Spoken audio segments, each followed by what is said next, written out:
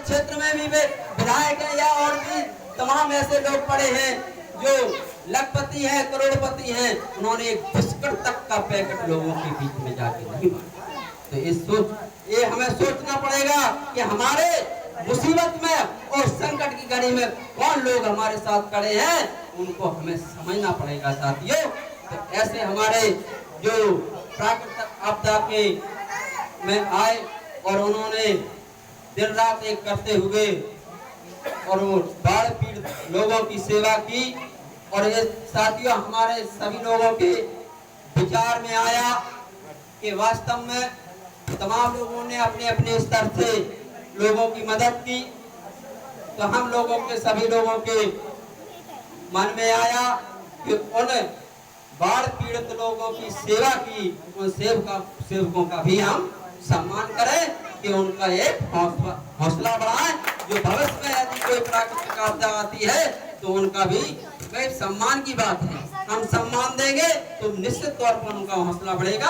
ये हमारे लोगों के विचार में आया, इसलिए मैंने ये कार्यक्रम रोन में भी रखा 29 अगस्त को। उसके बाद 5 सितंबर को मैंने शौड़ा क्षेत्र में जितने भी गांव आते हैं, लगभग 17-18 गांव जो बाढ़ पीड़ित गांव थे, क्योंकि मैं तो इस आपदा को अपनी आंखों से देखा है साथियों।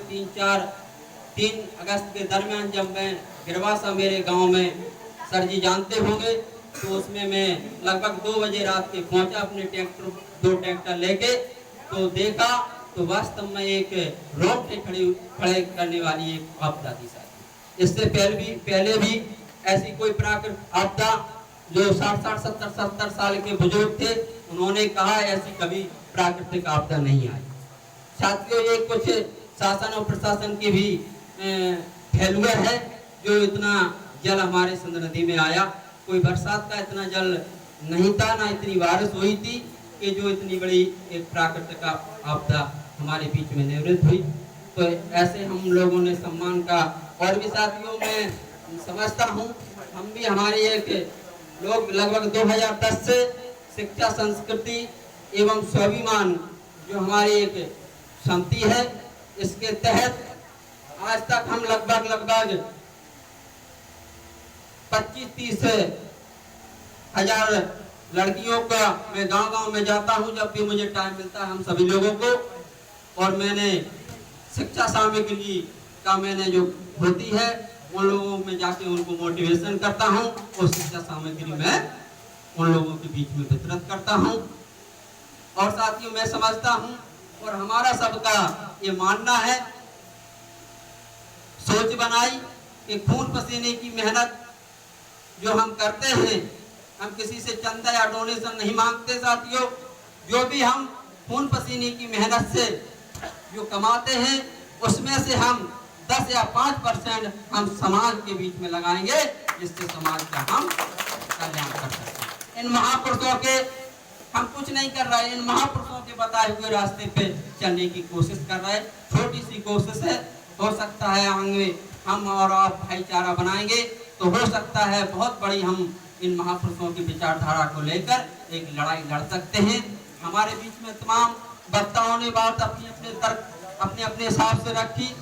साथियों कहीं ना कहीं हमारा समन्वय नहीं बैठ पा रहा है, भाईचारा जो हमारा था वो कहीं ना कहीं हमारा भाईचारा टूटा है, बिगड़ा।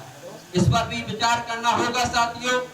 और एक हमारे बीच में डॉक्टर साहब बोल रहे थे साथियों, बोलना तो बहुत सरल की बात है, अच्छी बात उन्होंने कही, अगले टाइम किसी के पास नहीं, टाइम लगता है। ये जितने भी हमारे बीच बैठे हैं बुद्धिजीवी, उन्होंने कहा ये कुछ नहीं करते। अगर नहीं किया होता इन बुजुर्गों ने, इन सम्मान्य बुद्धिजीवियों ने, तो हम तक ये बात आज तक हम जो भी सीखे हैं इन लोगों के बीच में बैठ के सीखे। ऐसा नहीं कि नहीं हुआ है, कहीं ना कहीं हम थोड़े अहम में हैं, और वो अहम हमें अपने आप के बीच से निकालना होगा और मानव कल्याण के लिए हमें काम करना होगा। हम मानव जाति के लोग हैं, हम किसी हो सकता है जाति विशेष में पैदा हुए हैं, लेकिन इन महापुरुषों ने भी जातियों में किसी जातियों में पैदा हुए हैं। हमारे बीच में जो राजेश जी हैं